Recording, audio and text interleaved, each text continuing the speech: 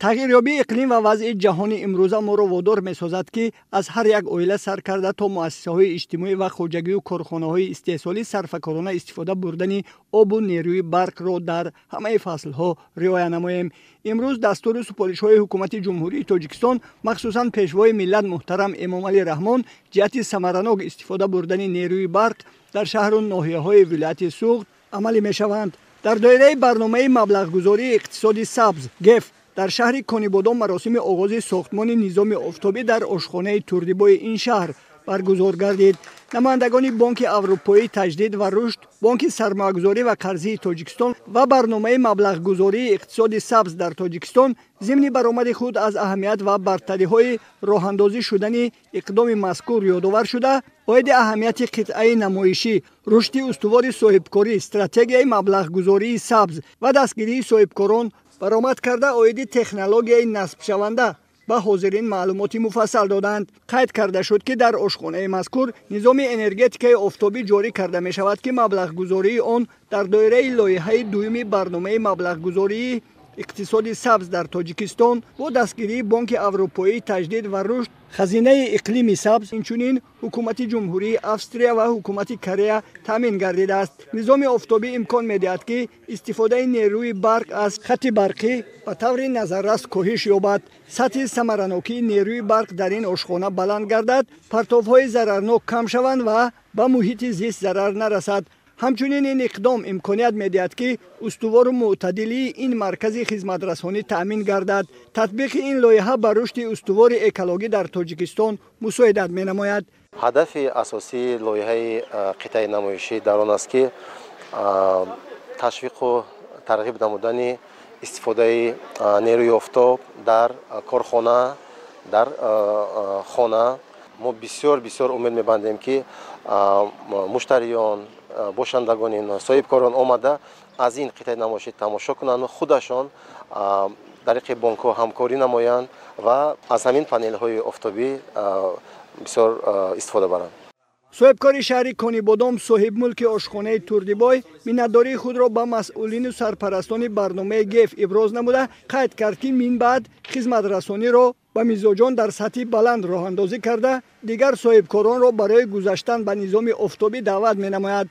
مورد به ذکر است که نظام آفتابی به آشخانه نصب شونده دارای اقتدار 30 کیلووات بوده. این مرکز خدمت رسانی را پوره با روشنی و گرمی تامین می‌نماید.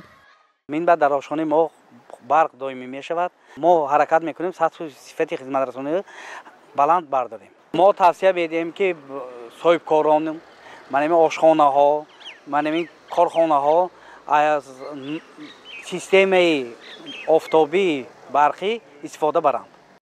از طرف صاحبکار با مبلغ گذاران و شرکت وصل و نصب نظام آفتابی برای وصل و نصب با صفت و استفاده درست و ثمرناک تجهیزات وصل شده شرطنامه بسته شد. در دایره برنامه مذکور همچنین در باغ اینتنسیوی ساکن ناحیه دیوشتیج بهرالله سیدغازیوف قبورهای آبیاری قطرگی نصب گردانیده شده حوض گئوممبران ساخته می شود که آبیاری باغ توسط نظام آفتابی راه اندازی می گردد.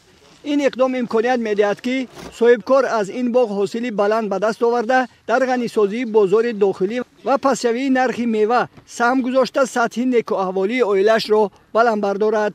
امروز با دستگیری برنامه گف و بانک اروپایی لایحه تطبیق شد. آبیاری قطرگی میشد، حوض برای آبیاری کنی و اینچنین تجهیزات‌های برقی آفتابی میشد که برای به واسطه ثمرناک شدن حاصلخیزی زمین و حاصلخیزی باغ کمکی خود را میرساند. اهمیت اساسی این یکم حاصلناکی بلند شود، دوم صرفشوی قوه برق کم میشد. دیگر دهقانان هم توصیه میتیم که به تکنولوژی معاصر گذرانند، به آب قطرگی گذرانند، اسباب‌های برقی من حوض آفتابی بگذارند برای کار خودشان پیش رفتنشان مساعدت می‌نماید.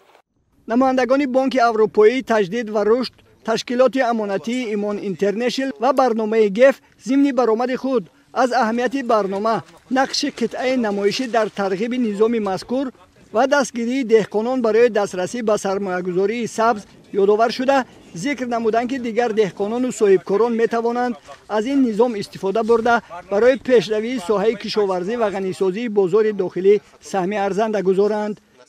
барои ноҳияи Деваштич ин бисёр аҳамияти муҳим дорад, зеро ин минтақа аллакай ба хатари экологӣ дучор шудагӣ ҳаст.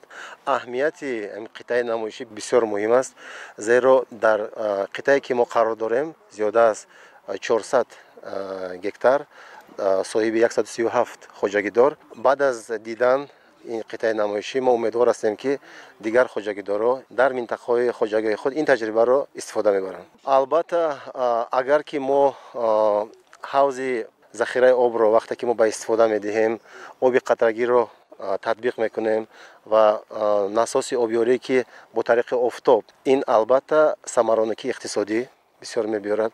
То 60-70% об кам сарф мешавад ва ҳавзи захираи обе ки мо инҷо сохтмон мекунем бе истифода аз цименту масолеҳи сохтмонӣ истифода намешавад.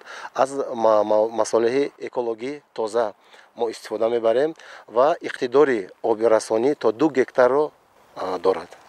бо мақсади самаранок истифода бурдани ҳавз, низоми офтобӣ, қубурҳои оби қатрагӣ ва дар маҷмӯъ боғи интенсивӣ байни соҳибкору иҷрокунандагони барнома ва сарпарастон шартнома баста шуд. маврид ба зикр аст ки барномаи мазкур бо мақсади баланд бардоштани некуаҳволии сокинони Тоҷикистон роҳандозӣ шудааст.